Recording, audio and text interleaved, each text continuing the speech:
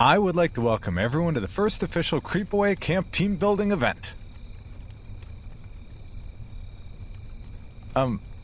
What's wrong? We don't want to be here. Why not? Which answer would you like? How about the part where you forced us to come out here against our will? It's in your contract. What? What? Contract? What are you talking about, contract? Now one of you read your narrator contract. Page 81, paragraph 3. Narrators agree to the very specific scenario of spending 1 month per year at a destination of John's choosing. John will provide room and board, including transportation and a windowless panel van in exchange for minimal complaining and narration of stories in said month. There's no way that's really in there. Oh, I see. Everyone wants to be a narrator, and no one wants to help John deal with his childhood issues by taking a month out of their lives away from their jobs and families at an undisclosed location. Well, I can't speak for everyone else, but I'm excited. Thank you, Megan. I've been waiting for a while to do some new intro music. What now? Read the addendum to my contract. You keep a copy of all our contracts with you? Why is that weird? Because you printed them out. What is that? Dot matrix paper, Grandpa? Crap, she's right.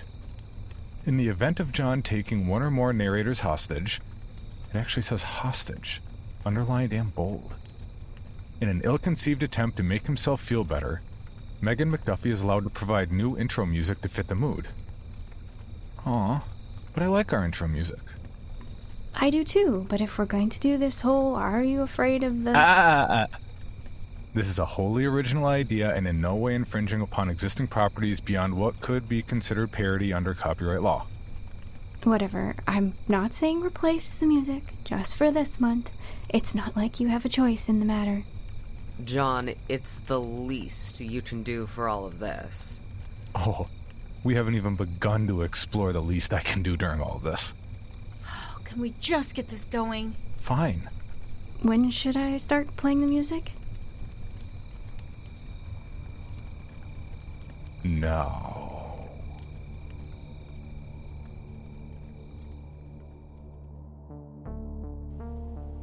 This is Creepy, a podcast dedicated to sharing the most famous, chilling, and disturbing creepypastas and urban legends in the world. Whether these stories truly happened or are simply fabrications is for you to decide.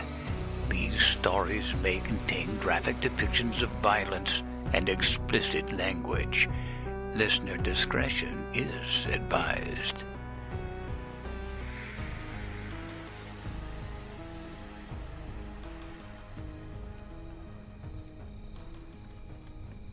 Okay, so what are we supposed to do? Tell campfire stories. Like what? Are you serious?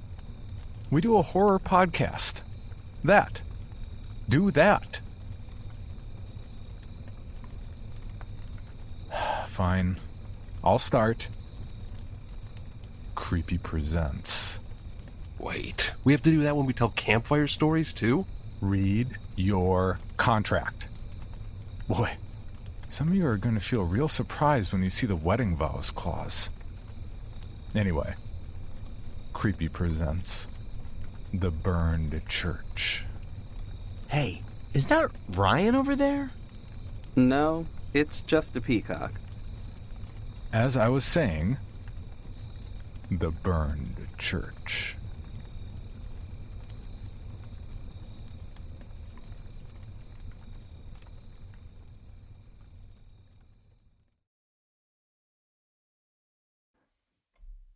This is a story about a guy I knew named Jack.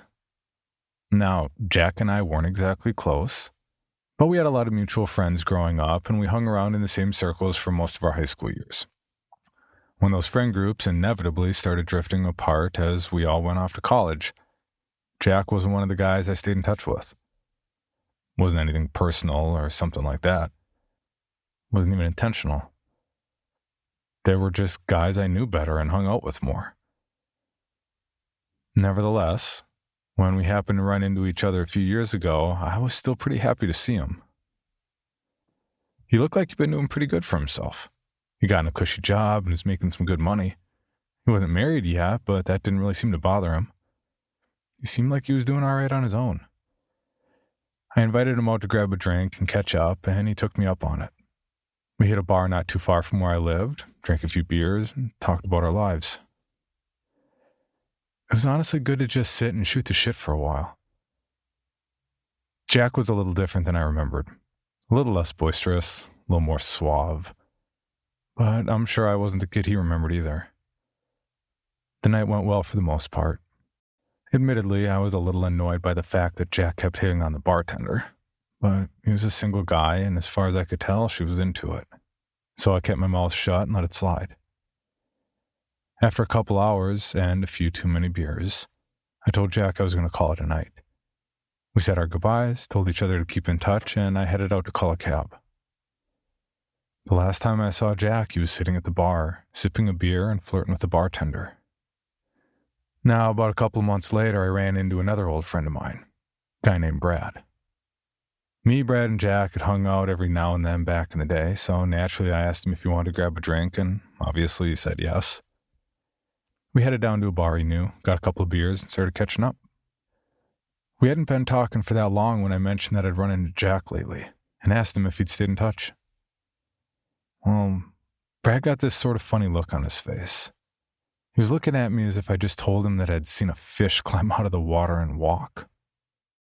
I asked him what was wrong, and he just asked me if I was sure it had been Jack I'd seen. I told him that I was absolutely positive. He and I had talked for the better part of a few hours, and I knew beyond a shadow of a doubt that the man I talked to that night was the man I'd gone to school with all those years ago. Maybe it was just the light, but I could have sworn that Brad had gone a whole shade paler. It looked like all the blood had drained right out of his face. I asked him what was wrong, and he asked me if Jack had mentioned anything about a place called Point Hope, a campground up north around the Bruce Peninsula. I didn't remember Jack ever mentioning it while we'd been talking, although to be fair, I don't remember a lot of our conversation thanks to the beer. I said as much to Brad and asked why he wanted to know. He took another sip of his beer and was quiet for a moment. Then he told me the following story. Now, let's take a minute to first talk about Point Hope. Most people who camp out that way don't really know about the history of the place, and to be fair, there's not many traces of it left. Back around the turn of the century, though, used to be a small town of maybe about 50 people, give or take. They mostly thrived off the logging business and traded with some of the towns further down the river. Outside of that, there wasn't a lot to see or do out there. The people in town minded their own business. They went to work, they raised their families, and on Sunday they went to church like any God-fearing folks. For most of its history, there was absolutely nothing special about the place. That all changed one fateful night in the 1930s, when the local church caught fire. The way I heard it, the fire was more than a little bit suspicious. Folks had woken up in the night to see the smoke rising from the building and come to investigate. There wasn't exactly much of a fire brigade out that way, and the fire had gone far enough that there wasn't much of a chance of saving the place.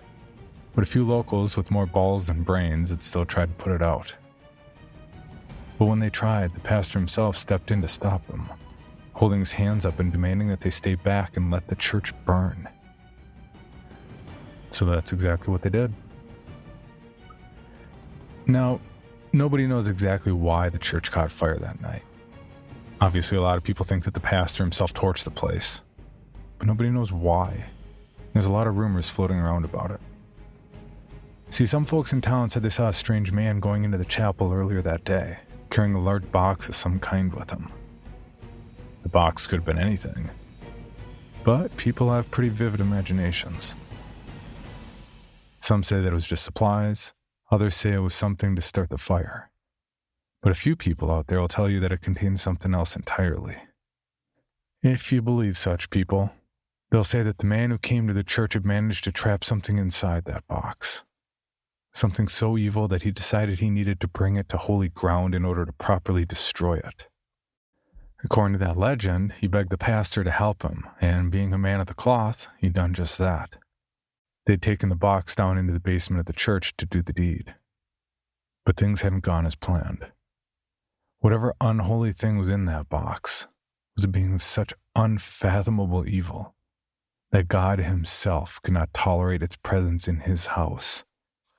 And so, when the pastor had been unable to destroy it, God had sent forth his divine fire to burn the church to ashes, as he'd rather destroy his own home than allow such a thing to walk the earth.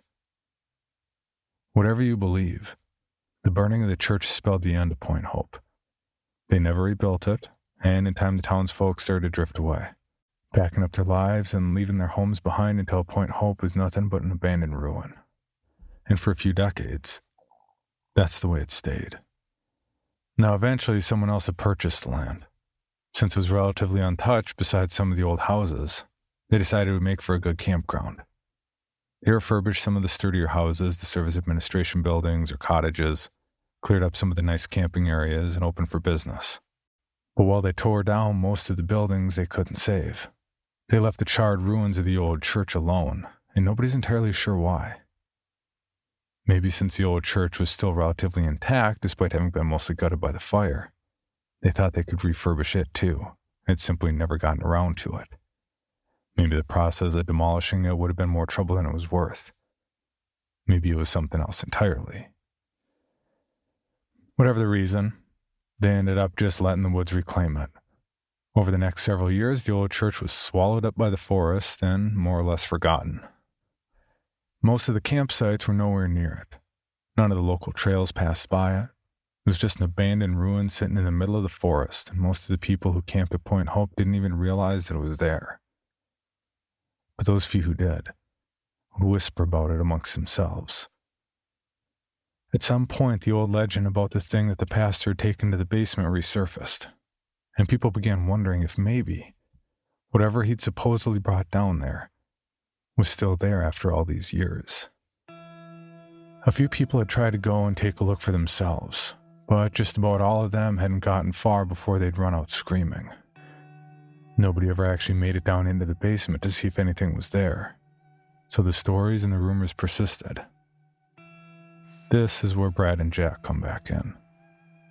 Now, Brad, Jack, and a couple other friends of theirs had gone up to Point Hope during their first year of college. They'd rented a camping spot, set up their tents, and done some of the trails in the area, and according to Brad, it was all going pretty well.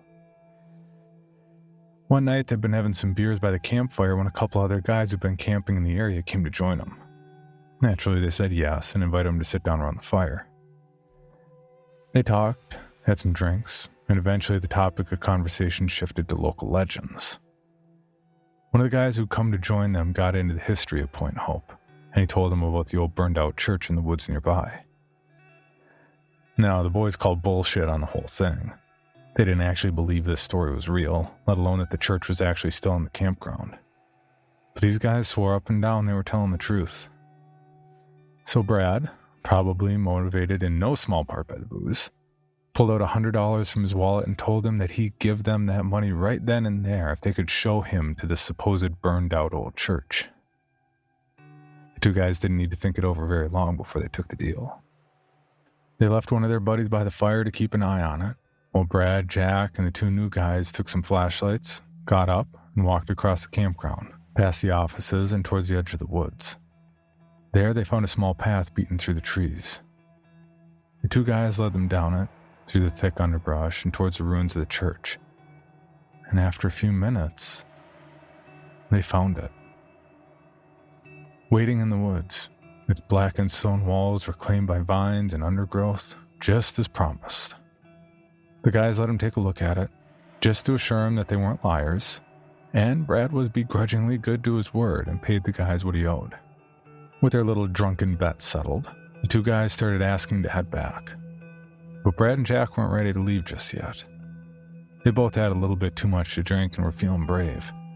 Jack especially so. He looked the old church up and down for a while before telling them that he was going in to take a look around. The guys who brought them there told him no, but Jack didn't want to hear it.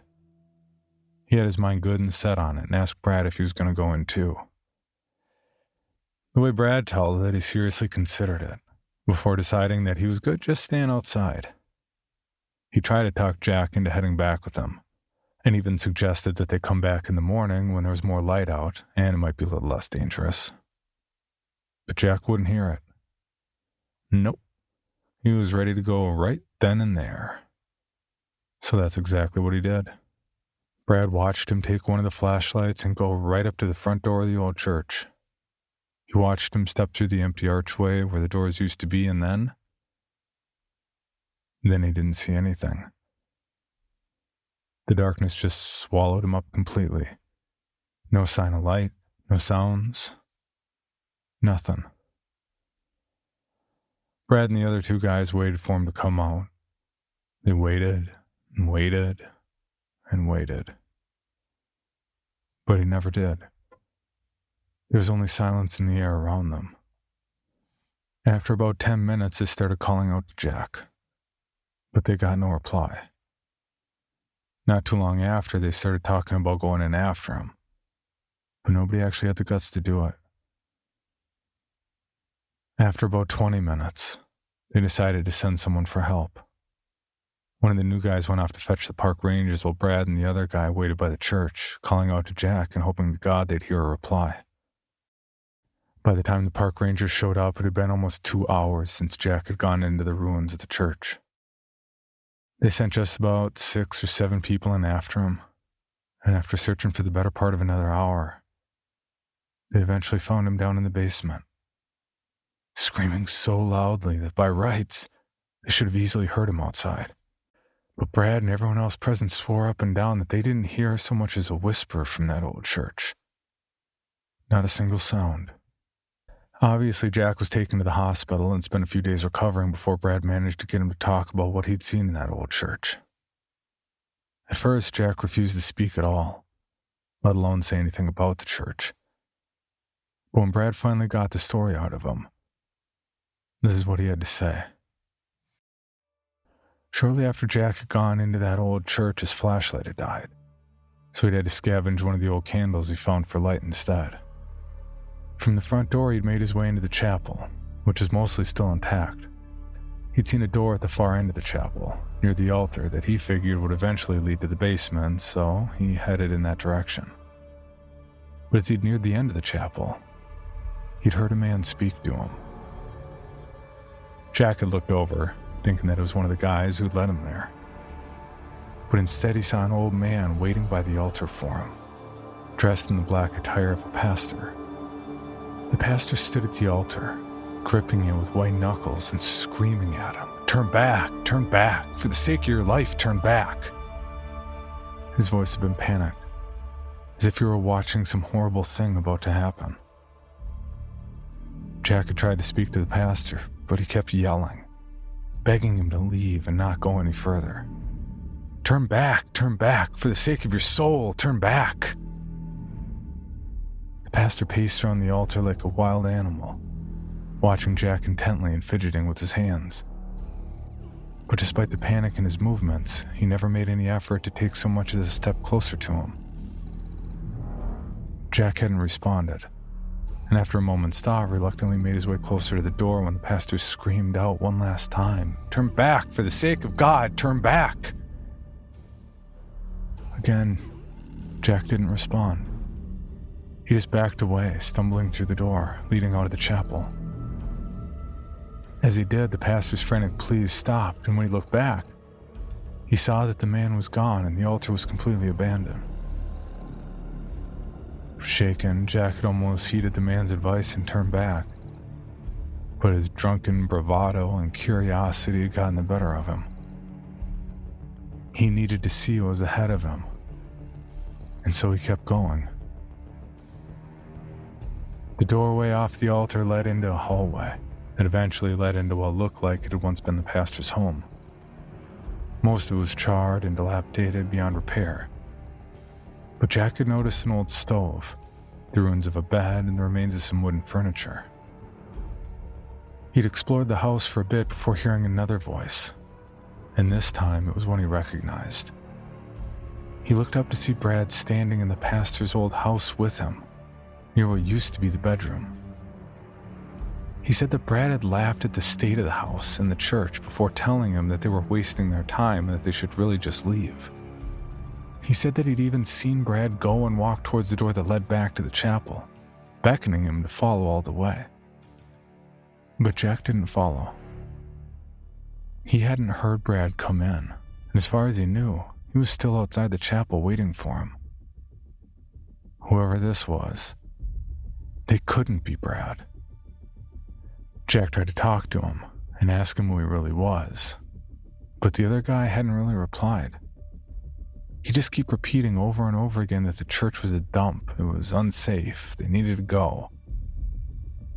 Jack didn't buy any of it. He kept his distance from Brad and went back towards the bedroom. It was then that he noticed the stairs leading down into the basement. As soon as he did, Brad became more insistent that they leave. He started speaking in a more forceful tone, demanding that they get out as soon as possible and telling Jack that if they didn't leave, he'd get hurt and he'd leave him there to suffer. Jack wasn't going to have any of that. Once he was sure that Brad wasn't going to do anything more than talk, he went downstairs.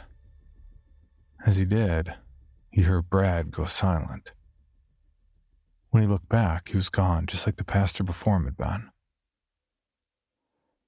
Slowly, Jack made his way down the old rotten stairs and into the stone basement. The walls were blackened with soot and the dirt floors were covered with ashes. He kept walking until eventually he found an iron door in among the stone. He stopped in front of it before reaching out to open it, and when he did, he heard a final voice. It wasn't the pastor or Brad. No, this voice belonged to his own mother. Jack looked and saw her there, standing behind him. She was in tears and she was shaking with grief so intense that she could barely stand as she told him how much she loved him and begged him not to open the door. Jack paused, obviously pretty shaken, and just stared at her as she spoke. She crawled towards him, tears streaming down her cheeks, as with a trembling voice, she pleaded with him to just leave, to go back the way he came, and to just forget about that door. She hugged onto his legs, clutching him tight as she begged him to stop. He kept staring at her, and as he did, he remembered the pastor and Brad from upstairs. If they weren't real, then this probably wasn't real either. But it didn't change the fact that it made him pause. He could feel her hands on his leg. She felt real. She sounded real. But he still didn't move. His mother looked up at him, her eyes narrowing in rage. With tears still streaming down her cheeks, she'd screamed at him in the same authoritative tone he remembered from his childhood. She demanded him step away from that door, and for a moment, Jack almost did just that. But he knew that just as the pastor and Brad hadn't been real, she couldn't have been real either. His curiosity got the better of him, just as it always had, and he turned back towards the iron door, ignoring the desperate screams and sobs of his own mother before he reached for the handle and pulled it open. Just like with the others, his mother's voice went silent as he stepped through the door. On the other side, Jack only found an empty room. Its walls still blackened from the fire so many decades ago, but that was it. Just the ashes and the silence. Nothing more. Disappointed, but with his curiosity finally satisfied, Jack turned to leave. But when he did, he saw one last figure at the door. A smiling man who looked exactly like him. Jack stared at him in shock for a moment before his candle suddenly flickered and died. He heard the other man laugh before watching the iron door slam, trapping him in the room. He ran to it and tried to force it open, but it wouldn't budge. He punched it, kicked at it, and screamed for help, but nothing happened. For hours, he pounded on the door. He clawed at it and screamed so loudly that his voice had started to go hoarse. But nothing happened. The door didn't open until the park rangers came for him a few hours later. According to Brad, Jack was never really the same after they got him out of the church basement. He didn't talk as much, and he didn't eat or drink unless they made him. He spent a few months in the psychiatric ward back home until eventually, Brad found out from a friend that Jack was dead. Brad told me about the aftermath of Jack's death. He remembered it all so clearly. He told me about how the police had spoken with him afterwards, but how they'd initially started looking into it as if there was a murder before actually deciding that he'd taken his own life. He said that had never sat right with him or some of their other friends, but they'd never gotten the chance to question it much. He told me about how he'd been at the funeral and how he'd even been a pallbearer. Looking into his eyes, I knew without a doubt that Brad wasn't making a single word of this up. Earlier, I had wondered if it was just his idea of a sick joke, but I knew that no one would go this far for a joke like that. That said, I still found it hard to believe. Like I said before, I'd seen Jack with my own two eyes a few months prior and sure as hell hadn't been dead.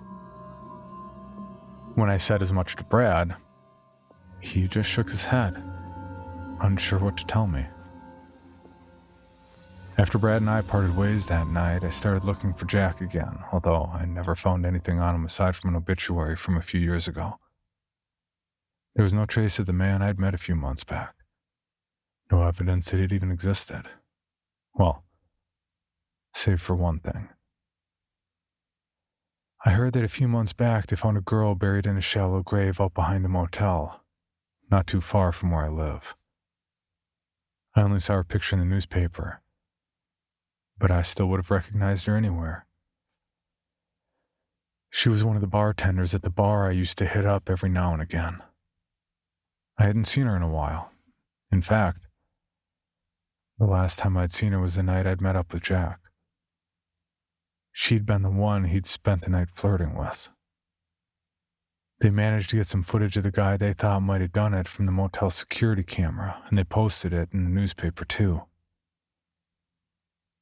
The guy they posted looked almost exactly like the man I met for drinks that night. The man that I thought was Jack.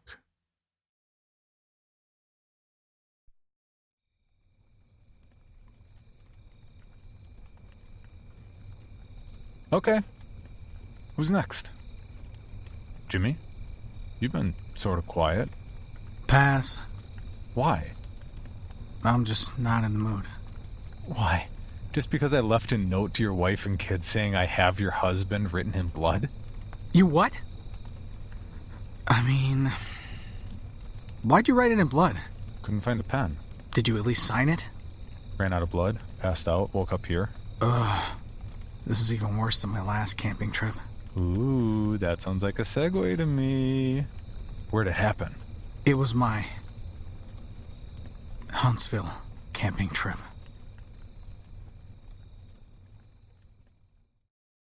I went camping about 3 weeks ago in the Huntsville National Forest in Texas. Me and 3 friends that came home for that weekend. They are all in college, and usually we get together at least once a year. Old friends from high school. For the camping trip, we plan to go backpacking deep in the forest. Live off fish that we catch and animals that we can trap. We've been doing this for a while in Texas and in numerous places. Arizona, Colorado, if anyone's familiar with the Spanish peaks there, New Mexico. So we're pretty much used to anything you'd encounter out there. It was my turn to pick where we went camping, so I chose Huntsville. More accurately, it's Huntsville/New Waverly. So we drive up there, park our car in a camping park spot, and start walking off into the forest. We'd had some laughs along the way, everyone catching up with each other's lives. We walked until it started to get dark and set up camp where we stopped. Everyone gathered wood to make a fire, and we set our tent up. That's what we always do. Try to scare each other with weird stories. Around this time, we started to smell something very faint. It was noticeable, but not overbearing. We couldn't put our finger on what it was, so we just carried on. Mike had to go piss and he walked off into the forest. A second later, he come running back. Piss all down his jeans like he'd missed really bad. Immediately, we all crack up and throw some jokes at him. Then we noticed that he was white as snow and trying to catch his breath. He starts screaming for us to follow him and runs off. We all get serious and go follow him, not knowing what the problem was. We start to hear a faint scream and crying in the distance, in the direction we were running. It was pitch black away from the camp and Mike had the only flashlight. We left ours at the camp. He had his from the trip taking a piss. So at this stage, we didn't have much of a choice but to follow the light, which was frantically pointing here and there in front of him. The scream gets closer, and Mike starts to slow down. We then notice a ratty old cabin that looked like it was abandoned, except for a faint light that we could see from one of the old mildew-covered windows. The crying was intense. Whoever it was couldn't breathe enough to let out a full yell. We all followed Mike up to the front door, and we could all hear the crying from inside. Soon as he knocked on the door, it stopped. We all waited and heard really heavy footsteps walking fast to the door. There was a giant slam against the door and the sound of a bolt unlocking. Then nothing. We waited for a bit, knocked a few more times, but still nothing happened. We walked around the house. There was no fucking way any of us were leaving each other's side, and noticed a window, which was a good way up. Alex took a deep breath and asked us to give him a boost so he can see inside. Me and Mike lifted him up to the window. We watched him brush away dirt and webs from the window and place his face close to the window to try and see something. There was a quick beat. Then suddenly he breathed in fast and let out a loud scream. Then he fell back from the window, screaming bloody murder the whole way. We all tried to calm him down, but he was hysterical. We went to him, but he started to shake, punch, kick, cuss, you name it, and then took off towards the camp. None of us wanted to be separated, so we all ran close behind him. We caught up to him and grabbed him and set him down. The fire was dying out, so I grabbed some nearby wood that we collected and added it to the fire.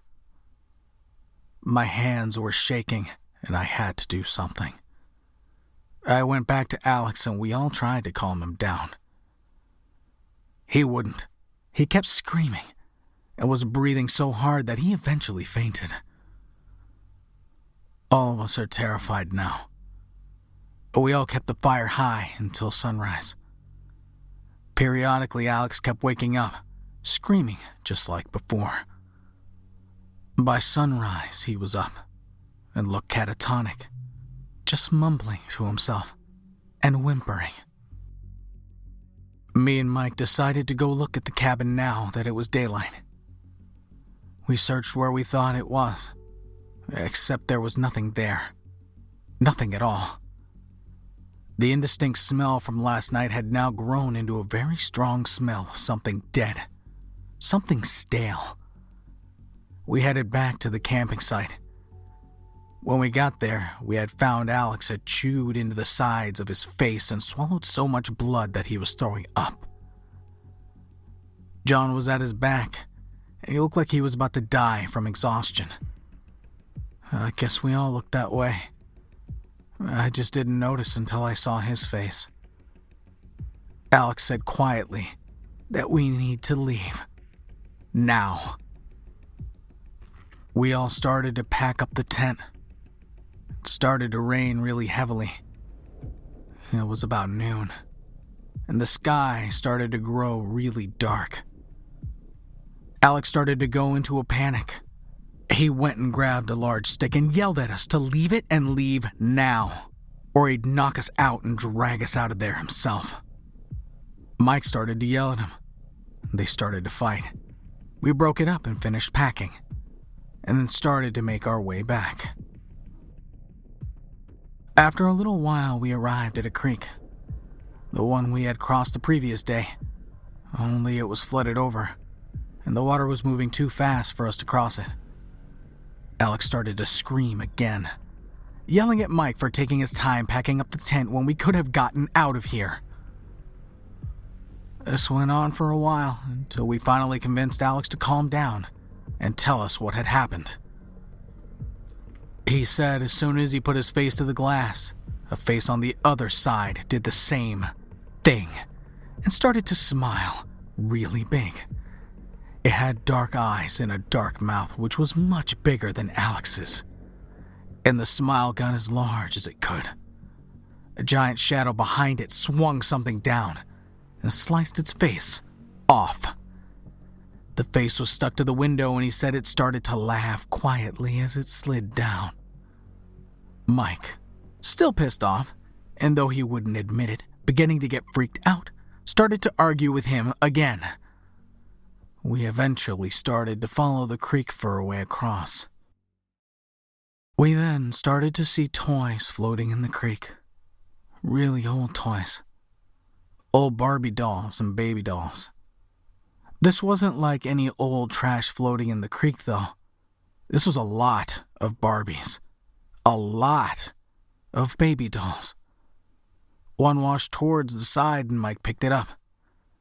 It had some kind of voice chip that was dying and started to say some gurgling words we couldn't understand, followed by its sad excuse for laughter.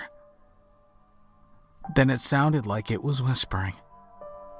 We thought the batteries must be dying. He threw it down. We kept going, and the sun was starting to set. Alex was freaking out more now, and was whimpering and breathing heavily. We all started to see shadows move behind trees. Something we all called bullshit on, until we were all seeing it. It was barely light out, and we stop as we see the cabin right in front of us. None of us knew what to think. Mike said, "This is bullshit. I'm going in there." Alex tries to stop him. We all do. All of us just wanted to go home. Mike says to all of us to fuck off. Do our own thing. He doesn't care anymore. This is all bull. We start to hear hundreds of the same sort of baby dolls as before, laughing, whispering, and trying to sing. We start to move forward past the cabin, all of us, and kept pushing forward.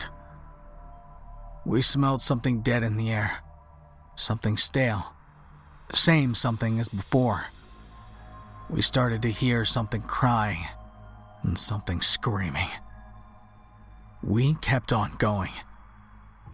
We eventually crossed the creek and left the woods.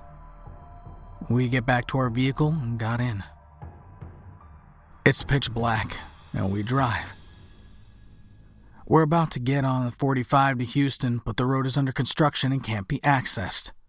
It points to a detour. As we head towards the detour, it seems to be a small, bumpy dirt road going back into the woods. We then see a young girl come up to us. She looks like she was in trouble, young and pretty. She approaches the passenger side of the door and she looks like she's really drugged up or beaten up. Alex doesn't roll down the windows, nor does he open the door. She reaches for the handle and he immediately locks it. She puts her face on the window and starts to smile really big, and we floor it. Alex starts to cry and scream, and we're all breathing heavy. We finally cut on a street that takes us to the 45, and we take it the whole way. When we get back to my apartment, everyone doesn't know what to say. We all break apart and go our separate ways. Mike messages me later and says he's going to go back. I try to convince him not to. And all he says is it was our own minds that were screwing with us. I think he just went to prove to himself that he wasn't scared. I can smell that stench everywhere now. I don't go out anymore. I just stay in and don't answer the door. Last week, everyone I met was acting really strange. People that I knew for a long time, and total strangers. My own dad, when I went to his place to eat supper with him, he just watched me, strangely, when I was sitting down. He didn't say a word the whole time. I kept asking him what's wrong. He just slowly shook his head. When I was leaving to go home, I turned to wave. He had black eyes, an open mouth like he was in pain. When I started to walk back, he shut the door and bolted it. I stayed there knocking and knocking. Nothing. I called him. His phone was disconnected. I even called the police. Halfway through the questions they were asking me, the connection started to fade into static. I could hear a faint mumbling, singing, and laughing. Mike has completely vanished. There's not even a record of him being alive. When I call Alex's house, they just talk to me like I'm some salesman. They say they don't know any Alex and to please stop calling. Person who tells me that is Alex's mother. I can't get a hold of John. Someone knocked on my door, and when I went to look, I saw a face completely covering the peephole, and a giant smile starting to form. I called the cops again, and instead of turning into static, they got really strange. Sir, are you affected by any drugs at the moment? No. Are you coming home anytime soon? Excuse me? Come home. And the phone call disconnected. My mail slot swings every now and then. Someone is sliding pieces of baby dolls through it. I try to call the police now, and all I can hear is static and bad baby doll noises and this crying and screaming. My TV's busted, but when I go to piss, I can hear it on. I might be going insane. Whoever lives above me started to scream in pain and cry deeply recently. I hear giant footsteps from their apartment. I hear bangs and something falling onto the ground. From the neighbors to the right of my apartment, I hear what sounds like a baby that never gets tended to. And then it sounds like a baby doll whose batteries are dying. My phone has been ringing now, and it's Alex telling me things in a language that I've never heard before, nor could I even manage to repeat. I keep getting emails of pictures of black and small colorations. Now I can't even access my email. Someone knocks on the door, then they slam against it. I can hear the bolts unlocking one by one, and I run to make sure I lock all of them back. Then, I sit down and begin to cry.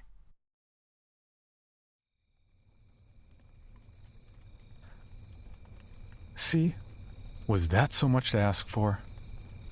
Sometimes, I still wake up in the middle of the night, screaming. Don't we all? I think I need some time to myself. Hold on, Jimmy. I'll walk you back to the shanties. Those are cabins. No, they aren't. Fine. You all stay here, I'll walk Jimmy back. Here, take my flashlight. It's fine. I know exactly where I'm going. So, what do we do now? Oh, I know. With that, I declare this first night at Creepaway Camp. No, that's not water, that's gas.